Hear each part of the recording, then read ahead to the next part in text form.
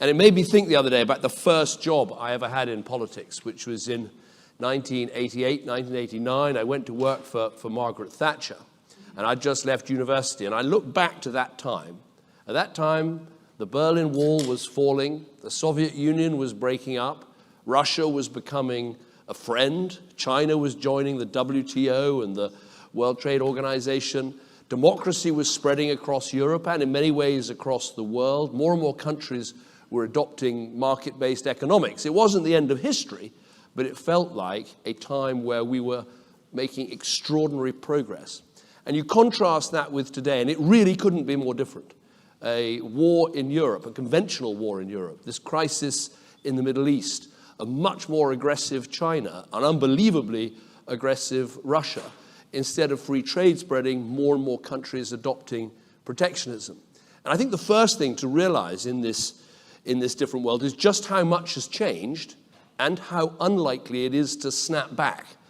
Sort of liberally minded conservatives like me have a bit of an optimism bias. We always think things are going to go back to how they were. In fact, I remember a conversation I had with Barack Obama at a G7, and I said, Barack, you know, Britain and America, we are the two fastest growing economies. We should be so proud of that. We're doing such a great job. And he said, yes, David, we are the two best looking horses in the glue factory. And I think at the time I thought, well, you're just a bit gloomy, Barack. But now I realize, in fact, what he was saying is really the world had changed. Things were much more difficult, and we had to recognize that. And I think it is really important to do that because at this time, it's never been more important to strengthen our defenses, to harden and protect our systems, to build on our key alliances, to work with our closest friends and allies. And that's why I'm here in the United States today. And I think we should also be frank about something, which is our domestic politics is actually making it harder not only to do that, but also to engage in the world in the way that we need to try and build our security and stability that we need. And I mean, I heard this on the Hill yesterday over and over again, but I hear it also back at home, which is, you know, why should we meet these challenges overseas when there are so many challenges at home? And I think we should be frank that there are some things that have fundamentally upended and changed our politics. The pressures that we have from mass movement of people and illegal migration. The fact that globalization hasn't benefited every part of our country equally. There are people and places left behind. And of course, the incredible amplification to these two problems, if you like, economic dislocation and social dislocation, the incredible amplification that comes through social media. And I'm not one of those people who just says, well, just ignore that and don't think about that, just get on and make the arguments for engagement. We have to deal with those problems. We'll only be strong internationally if we can be strong and prosperous domestically. And that's why I think it doesn't matter whether you're Democrat or Republican, Conservative or Labour, we've all got to meet those domestic challenges in order to engage. But nonetheless, the arguments for engagement are stronger than ever, and we've got to make them, however hard it is. And it's a difficult point to make here, but it is true. You know, we are the same.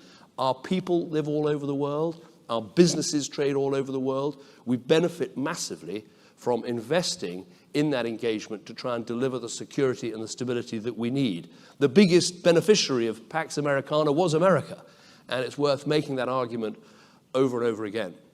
So how do we do it? Well, let's start with the Middle East. I absolutely stand foursquare with you in the United States in recognizing that the attacks on the 7th of October were an appalling terrorist act, an invasion of another country. I stood in Kibbutz Be'eri and saw what had happened. Children massacred in front of their parents, parents murdered in front of their children, and we're right to support Israel as they try and deal with the Hamas terrorist threat. And people who call for sort of an immediate and permanent ceasefire do need to understand that if you stop now with Hamas still in charge of even a part of Gaza, there can never be a two-state solution.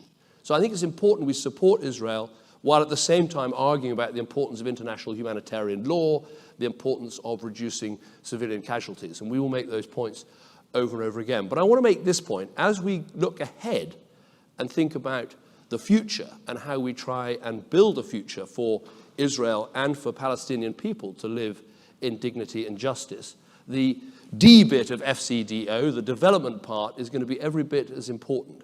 And it's the same in America. We're going to have to try and work out how to build up the Palestinian Authority and revitalize it. We're going to have to work out how to engage the Arab states, how to try and rebuild what the Palestinians have and what they need.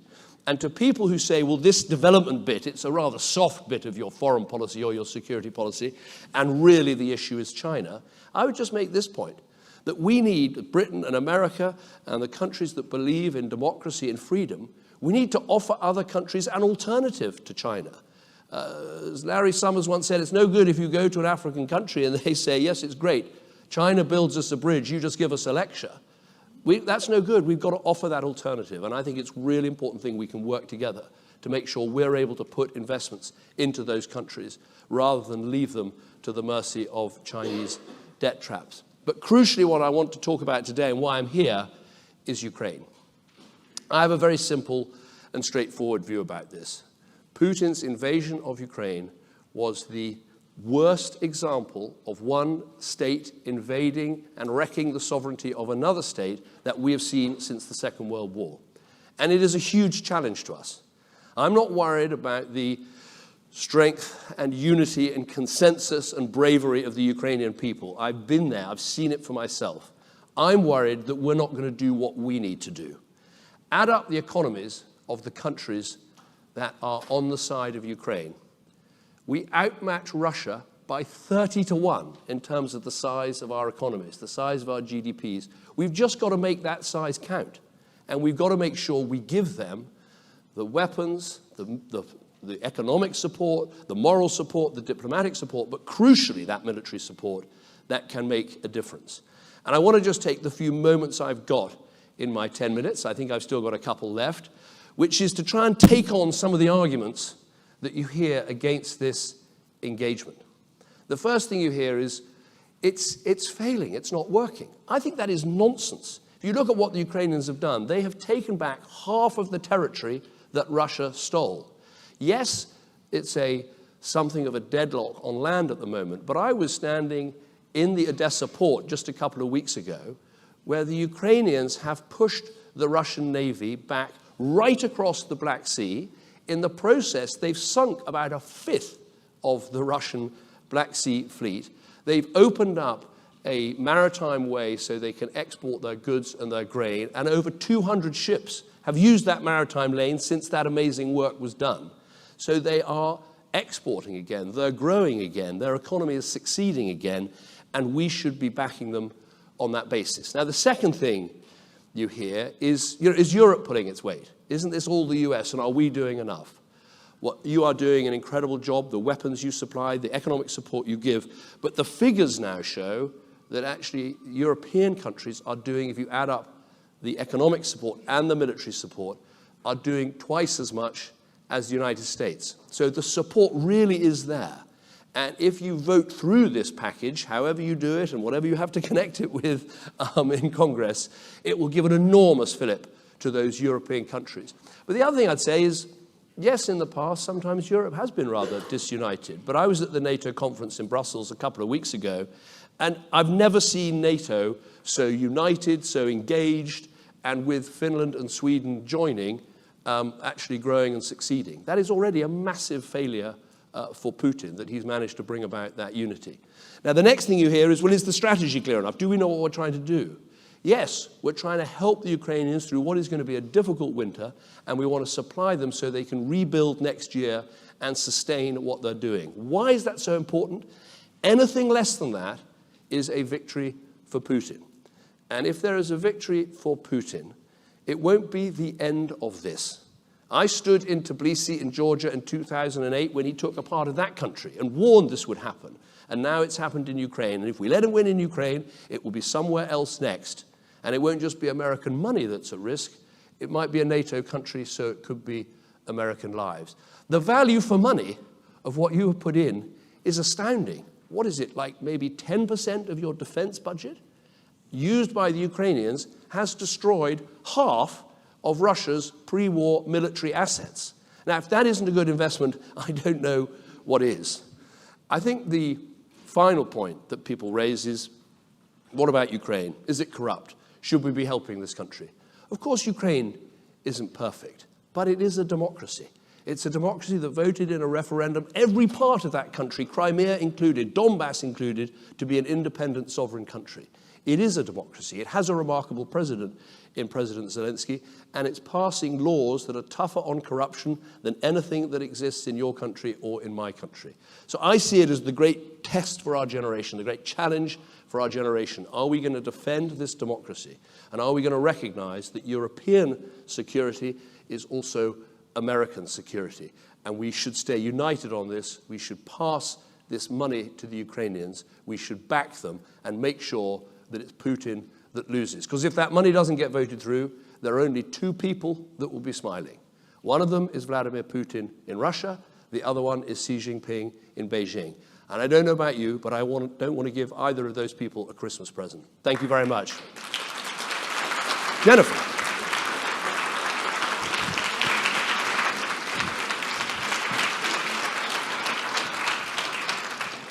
Well, thank you very much for outlining your views on Ukraine, why it matters. It's so great to have you here in Washington. You're the first former prime minister, I think, since 1970 who's been given a ministerial job. So that is significant. Your first trip was to Ukraine, as you mentioned, and you touched on some of the points. But tell us more about why you think Ukraine can win. How can Ukraine win? Because, as we've all seen, it is pretty stalemated right now. Well, I think you've got to look at what they've done so far. I think Russia's suffered over 300,000 casualties. NATO's got bigger. They haven't been able to sustain the land that they took from Ukraine.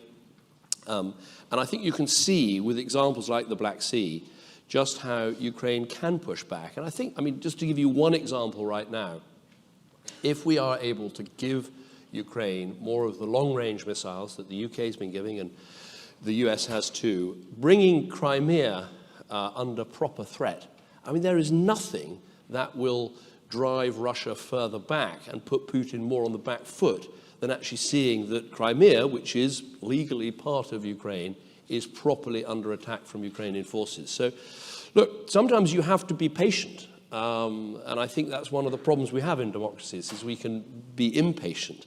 And these things do take time.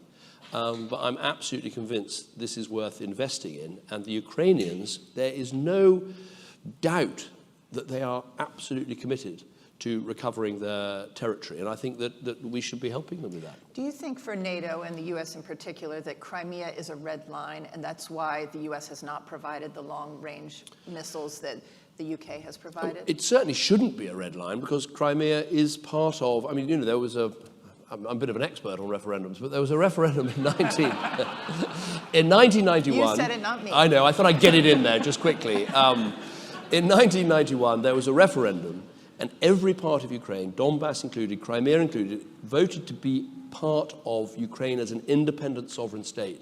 And I think sometimes people can be in danger of sort of falling for Russian propaganda. I remember in 2014 when, Putin seized Crimea and the Donbass and tried to sort of spread this message of confusion that it was all about what had happened in the Maidan and the things that were happening in Kiev. It wasn't. It was a straightforward steal of territory. And I think it's been refreshing that this time round there's been absolute European unity over it. And so it shouldn't be seen as a red line militarily at all. It is part of Ukraine. Now, what happens at the end of this process, that's not for us to say. We have to put Ukraine in the very best position that we can and deliver the message to Putin that he is not winning and cannot win. And at that point, then clearly, there'll be different circumstances applying. So you were on the Hill. You met with the House Speaker, Mike Johnson, other Republicans who have expressed concerns about how the money's being spent in Ukraine. Do they have a point? They're concerned about corruption? They don't know where the money's going. What were your answers to them? I think they've got, there are lots of concerns people express, but my view is there are good answers to all of that. If you take the issue of the money, as I said, it's 10% of the defense budget to have a massive impact on Russia that has now turned into, we didn't pick this fight. They have turned into our adversary. by what they did in Georgia, by what they did in Ukraine. And I'd also make this point that, we're working very hard to not only just supply weapons to the Ukrainians, but also to train them. I started this program as Prime Minister, and Britain has now trained 30,000 Ukrainian soldiers. So from everything I can see, the weapons that are going to Ukraine, the military support that's going into Ukraine, is being used very effectively. I mean, that figure of what has happened in the Black Sea, I mean, Ukraine doesn't even really have a navy, but they have managed to sink about a fifth of the Russian Black Sea fleet. Well, that is, I'm sure the Pentagon is excited by the value for money on offer there. I mean, it's a remarkable thing. And just yesterday, the helicopter fleet, the Russian helicopter fleet, it was I believe, a U.S. missile that took it. Explain what happened there. Well, I think in one night, something like a fifth of Russia's attack helicopters in the theater were destroyed, and I think that was via one of the U.S. ATACMS long-range artillery. And that, again, proves that these weapons make an incredible difference. There are many aspects to this war that do look quite like the First World War, the deep trenches, the frozen lines, the big defensive elements and all of that. But I think what you've seen is where we have, gone further on weapons and helped, they can make an enormous difference. And I think, Britain, I'm proud of the fact, and I can say this because it wasn't me, it was my predecessors, have been ahead of the game.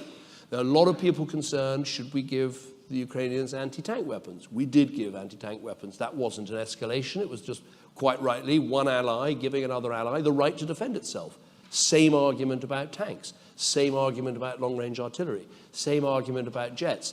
And I think, look, as long as you don't cross the red line of NATO soldiers fighting Russian soldiers, we should be doing everything we can to support a sovereign, independent nation to defend itself. And I think Britain's been in the vanguard of that, and I think we've been justified in the results. Do you think there's been too much concern here in the United States at the leadership level about the potential for nuclear war, and that led to hesitancy in the beginning 2 years of this conflict? Well, I think, I understand that, because, the US is the linchpin of NATO and the owner, as it were, of the deterrent in many ways, that you have to think about these things very carefully. But as I say, I think when you just think about it logically, what are we doing here? We're helping an independent sovereign state to defend itself. It has that right, and it has the right to use our weapons and be trained on those weapons in order to defend itself.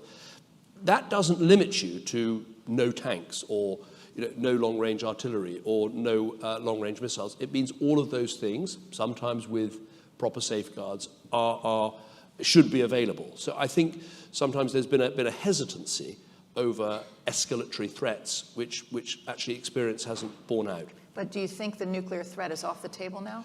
Well, look, no one with Putin, you can never say anything is completely off the table because, because of the way he behaves. But it's clear that what we're doing is completely acceptable as supporting a sovereign independent nation. Let's go back to the money issue, because that is what's resonating on Capitol Hill and among some Americans. There are some misunderstandings about how much the U.S. is spending versus Europe. There's some old narratives, I think, that Europe is not pulling its weight, that NATO is not spending 2% of their GDP on their defense budgets. Well, let's do the 2% first. I think that's important because I wasn't Donald Trump's biggest fan, but on this issue, he was right to say that more European nations needed to spend 2%. Indeed, at the Cardiff NATO conference, which I chaired in 2014, we said it was time for everybody to meet 2%. At that time, I think there were only 4 nations, of which the UK was one, were meeting 2%. NATO's got over 30 members. I think we're now over 20 meeting 2%, and real progress on the others. And I think we're getting to a stage now where the ones not on 2% are really beginning to feel the pressure. And that's right. It's not right that America has to overpay for Europe's defense. We must pay our share. But when you come to the figures of what's happening now in Ukraine, I think I'm right in saying if you add military, civilian, economic, and humanitarian, I think that the overall European figure at 160 billion is almost twice as much as the US figure. So I think we really are pulling our weight. And the impact of this vote in Congress will be huge because it will enable those of us that really want to get behind Ukraine for the next year to be able to go to all the other European countries and say, right, you've seen what the US have done, now we all need to join in. And the UK is the second largest donor of military assistance in Ukraine after the US. And Lloyd Austin yesterday told the Defense Contact Group that of the $44 billion that the US has spent in military aid, the Allies have spent a total of $36 billion. That often also isn't out there. Let's also talk about the investment in the defense industrial base. So you hear these figures that the US has spent $100 billion in Ukraine. And it sounds like a lot of money to your average American. But a new Washington Post report put together by Mark Thiessen and his colleagues at AEI suggested that actually 90% of that money is staying here in the United States. It's helping build the defense industrial base. Of the $68 billion, 90% is going to building up munitions supply chains in 31 states. They looked at 117 production lines. Why is this a good investment? Well, I think it's not only that ultimately lots of our constituents and members of the public live in places, whether in the UK or in the States, where there's a big industrial base and there's jobs and there's investment that will go in as a result. I think also, Ukraine has been a tremendous wake-up call to the West. It's totally reinvigorated NATO in the way that I said, and that's a positive development because NATO has safeguarded our defense these last 60 years. But also, I think it's a wake-up call that, just in time might be okay for, Amazon deliveries, but just in time is not okay for defense. We do need to have bigger stocks. We do need to have more solid supplies. We do need to make sure that our supply chains are secure. And I think all of that work that's taking place is very important. And I think we're at a point where we've got to stop thinking about how we're running down our existing stocks to supply Ukraine. We need to think much more about how we build up our stocks. And I think in the more dangerous and insecure world that I was talking about, supply chains, stocks, defense commitments, these things have become more important. And they're also more important for allies. I've just wedged in the point here that AUKUS, which is a great development, AUKUS won't work as well if we, the Brits, or the Australians, can't sell weapons systems to other allies that need to defend themselves because of the restrictions from ITAR and other things. We've got to find ways as friends and allies and partners to make sure we can help fellow democracies to defend themselves. Why haven't sanctions against Russia and Putin worked? Well, I think they've worked to an extent in that, the calculation I've seen is that had the sanctions not been there, there would be another $400 billion that would be available to Russia's war machine. I think to start with, we needed to make sure the sanctions were smarter, and the oil restrictions now I think are much better at making sure that the higher oil prices don't feed into Russian revenue. But keeping up the pressure, we just actually did some additional sanctions yesterday on 46 entities in 11 different countries, including Uzbekistan, Turkey, a fellow NATO, China, all countries who've got businesses that are selling dual-use goods to Russia, so we're using our sanctions regime to stop that. Today we sanctioned 2 Russians linked to the FSB who've been trying to disrupt our democracy. So I think this is about having a kind of full spectrum, right across the system, approach to dealing with Russian bad actions. Do you think the $411 billion of Russian money overseas that's been frozen should be used to rebuild Ukraine? Yes, I think this is a really interesting argument. And I'm going to be talking about this with Secretary Blinken later today. All of our countries, quite rightly, have confiscated Russian assets and frozen them. And I think there's a very strong argument for saying, instead of just freezing that money, let's take that money, spend it on rebuilding Ukraine, and that is, if you like, a down payment on the reparations that Russia will one day have to pay for the illegal invasion that they've undertaken.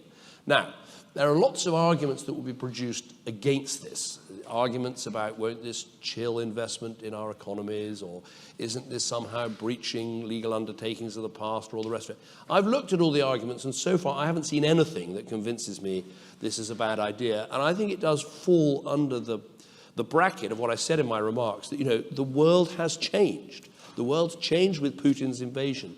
It's changed with the way Iran is behaving in the Middle East. It's changed with the level of insecurity we feel in our world. It's changed with the fact that China has become so much more hostile.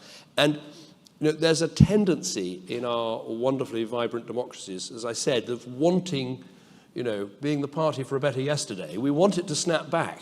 But I would say we've got two crises in the world at the moment, Ukraine and the Middle East.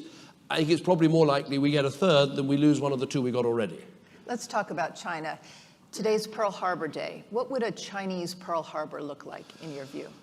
Well, first of all, we should remember the lesson from Pearl Harbor about what an appalling act of aggression that was, and the importance of strength and deterrence through strength, which is, I think, at the heart of the lessons we learned in the 1930s and the 1940s. I mean, that's why I feel so strongly about all this stuff. You don't have to be a brilliant student of history to know that appeasing Hitler in the 1930s was a disaster, and we ended up with more invasions and more Hitler until eventually we had to do something about it, and eventually the United States had to come in and help us, and the blood price gets higher the longer you wait to intervene. Look, I think with China, what I would say is, in my time as Prime Minister, yes, we tried to build a positive relationship. We tried to engage over issues like trade, and some of those resulted in good economic outcomes for our country. But China has changed. Since I left office, we've seen the treatment of the Uyghurs, we've seen the treatment of Hong Kong, we've seen the wolf warrior diplomacy, we've seen the kind of terrible situations that were created when Australia said something or Lithuania did something. And, it is a different China we're dealing with, and we need to harden our systems and be very clear-eyed as a result. And I think one of the strands of our approach is not only to try and protect ourselves and our systems against, for instance, cybercrime, but also to align better with our allies, including the United States, because it's much easier to stand up to this sort of things if we stick together. Do you believe that China's real goal is to take Taiwan without firing a shot like they did with Hong Kong? Look, the China goal that has always been there, and of course the United States has a one-China policy just as we have a one-China policy, is they believe in unification of China and Taiwan. The policy approach that we both share, though, is this cannot happen in a way that involves force or violence or coercion. And I think that's the right approach. And I think, if you link back to the Ukraine situation, this is important because China is watching what is happening in Europe. Iran is watching what's happening in Europe. And we know from even quite recent history that if you pull back from one of these vitally important exercises in working together and showing resolve, it resonates around the world. We don't have much time left, but I have to turn to the Middle East. That was your second trip. Do you still believe that a two-state solution is possible between the Israelis and Palestinians? I do. I mean, I think, when you go to Israel today and talk to people about it, it feels a long way off because, this is a nation in trauma. Israel on the 8th of October is a different country to what it was on the 6th of October. The people in those kibbutzes where I went in the south of Israel, they were the most peace-loving, two-state supporting group of people. Many of them, one of the families I met, one of the people who got taken hostage that day was driving Gazan families to Israeli hospitals to get them treatment. And so it is a nation in shock, so it feels a long way off. But ultimately, if you're a friend of Israel, and I am, long-term security for Israel means not only being strong, not only having strong defenses, it means finding a way where your Palestinian neighbors are also living in peace and security and dignity. And ultimately, that must mean a two-state solution. Getting there from where we are now is incredibly hard, but we have to plan. We have to start thinking what happens on day one after this Israeli operation has finished. What do you do to build up and reform and revitalize the Palestinian Authority? How do you get Arab states to commit to working on that and thinking about how to provide stability and governance and security in Gaza? How do we improve the situation in the West Bank? it is incredibly difficult, but it must, to me, the alternatives to a two-state solution are much worse. Last question. Does Prime Minister Netanyahu still believe in a two-state solution? Well, you'd have to ask him that question. See, I haven't forgotten all the political answers that you have to give. Look, I think the answer there is it is in Israel's long-term security interests. And so friends of Israel have to persuade them of that fact, and then I think judge them by whether the actions they take make it in the long term more likely or less likely. 万事不求人，私人助理、私人顾问时代来临了。六度万事，万事相助，超强博士群不断奉献专项服务，信息、财经、健康、文娱、教育、旅游、消费、科技、美食，让您的生活品质全线升级。六度世界现在体验，请去3w.6度.world。限时免费期间，全体注册网友免费使用付费版的高级功能如下：支持论坛搜索，免费画图。第一步，点击右上角最左边的机器人符号开始对话，像图片中红框中的那样。第二步，如图选择六度万事，我们未来将推出更多的 AI 供大家选择。然后就可以与六博士悄悄畅谈了。还支持论坛内部信息搜索哦。您还可以让六博士做你的助手，帮你绘制漂亮图片。最后可以点击添加好友进来，一起与六博士工作。一起来3w.6度.world尝试吧。